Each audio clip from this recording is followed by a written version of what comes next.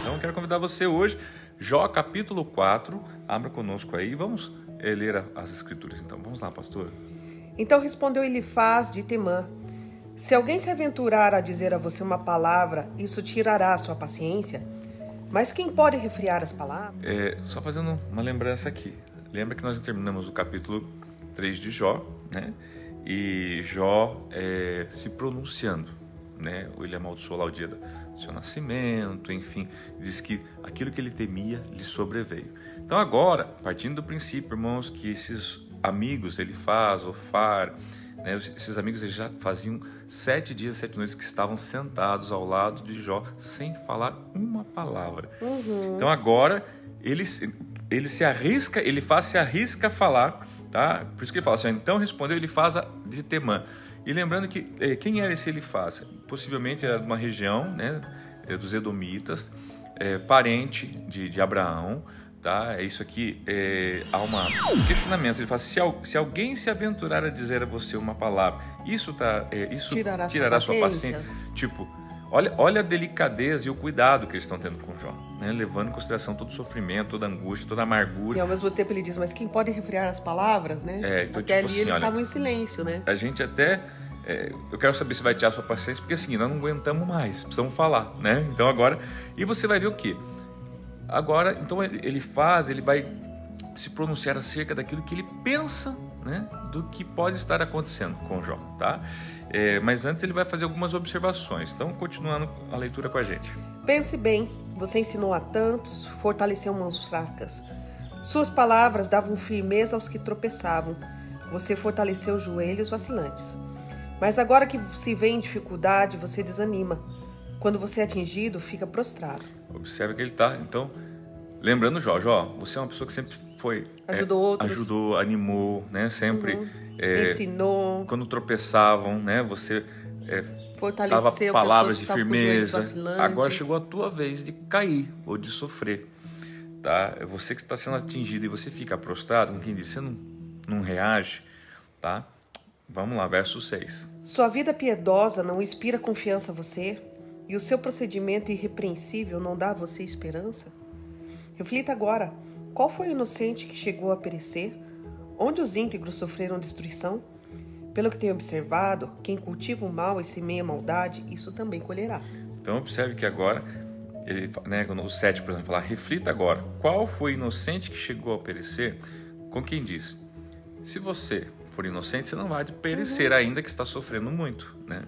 E aqui também ele está sustentando uma crença teológica dele, que é o quê?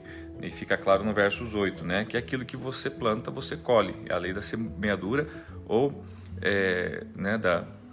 aquilo que você, né, faz, volta para você. É essa a ideia, tá? Então, são os argumentos de Elifaz. Vamos lá, versos 9. Pelo sopro de Deus são destruídos, pelo vento de sua ira eles perecem. Os leões podem rugir e rosnar, mas até os dentes dos leões fortes se quebram. Deixa eu só fazer uma observação, que é muito importante. Versos 9 fala assim, pelo sopro de Deus, tá?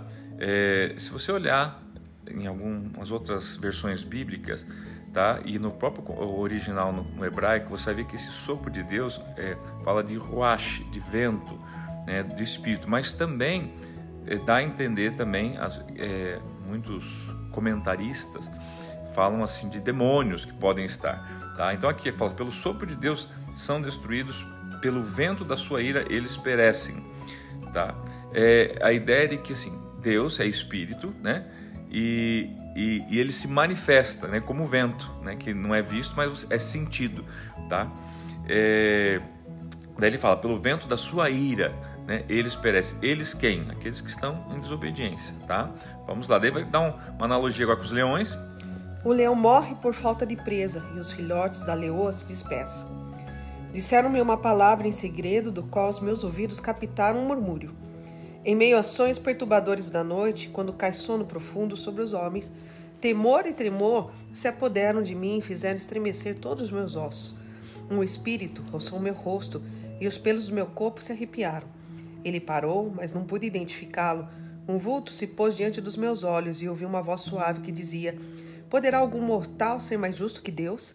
Poderá algum homem ser mais puro que o seu Criador? Se Deus não confia em seus servos, Se vê erro em seus anjos e os acusa, quanto mais nos que moram em casas de barro, cujos alicerces estão no pó.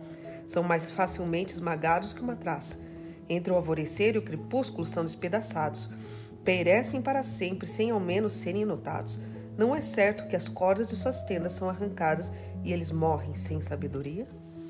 Então, a gente vê aqui, a exemplo do verso 17, diz assim: poderá algum mortal, algum ser humano, né, ser mais puro que Deus, que o seu Criador? Porque aqui, na verdade, é assim. Porque a gente sempre, no nosso sofrimento, a gente vai achar que Deus está sendo injusto. Quando a gente lê o livro de Jó, a gente fala, puxa, que injusto que Deus está sendo. Por que Deus permitiu tudo isso, né? Tirando a cerca, que Satanás viesse a afligir, dá uma impressão que Deus está sendo injusto. Agora, aqui, isso que ele faz, poderá algum mortal ser mais justo do que Deus? Então, será que realmente Deus está sendo injusto?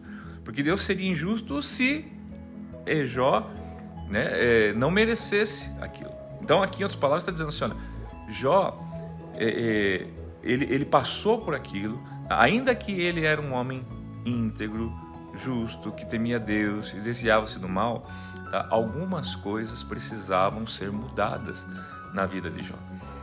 Então, aqui é tudo, a gente entende que é um processo, né, que Deus agora coloca a vida de Jó muito doloroso, muito dolorido, muito sofrido, que nós não entendemos, ainda mais quando se envolve morte, quando se envolve percas nessas dimensões, tá? Agora, não podemos de forma alguma, isso que ele faz falando assim, olha, não existe a mínima possibilidade de a gente achar que foi um erro de Deus, ou que foi um ato injusto de Deus, porque não pode, não existe, não tem como um mortal ser mais justo do que Deus. Quer dizer, Deus seria injusto fazendo isso aqui para uma pessoa se não houvesse uma razão, tá? Então é isso que ele faz, está tentando, né, expor, e veja que ele vem construindo toda uma narrativa, desde lá de cima, falando de Jó, olha, Jó, você ensinou tanta gente quando estava sofrendo, se animar, né, se levantar, não ficar prostrado, e agora chegou a sua vez, né, de passar por tudo isso, tá? E como é que você vai passar por tudo isso? Você vai se entregar?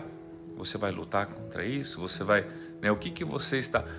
Talvez que ele faz até, talvez não tenha entendido muito o capítulo anterior, que é o que? A narrativa de Jó, porque na verdade Jó não falou contra Deus, Jó falou contra o dia que ele nasceu, ou seja, claro, ele estava revoltado, ele estava angustiado, ele estava amargo, ele estava...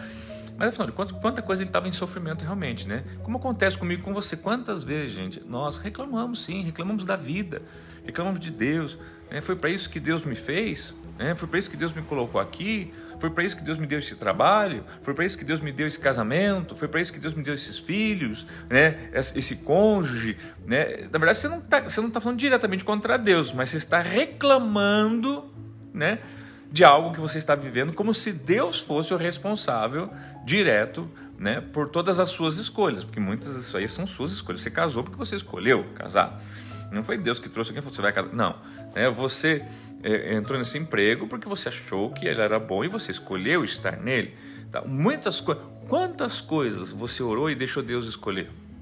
E quantas coisas, tá? Você escolheu e depois falou, Deus, vem para dentro, né? Eu escolho, então Deus agora abençoa. Tenta jogar Deus para dentro.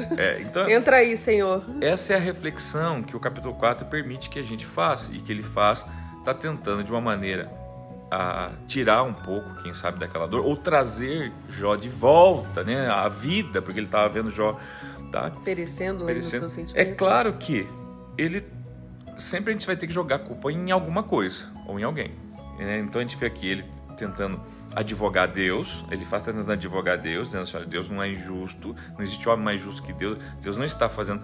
Ao mesmo tempo, você vai ver o seguinte, ele está apontando o dedo para Jó, Jó, alguma coisa você fez de errado para você estar passando por tudo isso. E não necessariamente pode ter sido nesse nível, nesse contexto. Por isso que a gente tem que continuar estudando, né, os demais livros, para você entender aí tudo o que aconteceu com a vida de Jó. Mas algo realmente que vai nos ensinar muita coisa, e você vai se ver em muitos momentos nesta história. E é isso, pastor. Isso aí, né? Deus abençoe a todos vocês. Por hoje é só, né? E nós se vemos aí durante o dia. Um grande abraço.